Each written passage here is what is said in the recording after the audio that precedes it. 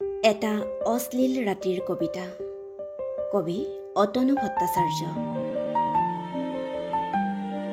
যোনজনী গাভৰু হ'বলৈহে পালে, এদিন তাইৰ স্কুলৰ বাটত আগভেটি থিয় হ'ল এজাক চেঙেলীয়া তৰা।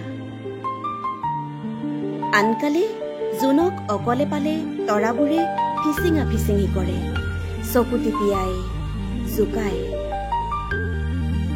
সিদিনা সিহঁতৰ কোনোবা এটাই গান এটা গালে, তাইও কেৰাহীকৈ চালে, লাগিল তাতেই জগৰ।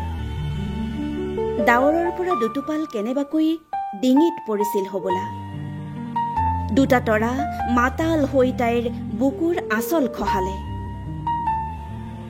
পাহাৰটোৰ চুকটোতে ভেজা দি চিঞৰি থাকিল বৃদ্ধ আকাশে। পিছে কাৰ কথা কোনে শুনে?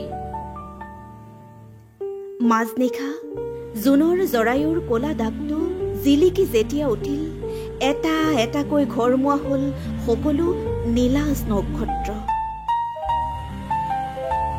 নগ্ন জোনৰ তলত পৰি ৰ'ল এখন ভগ্ন হৃদয়।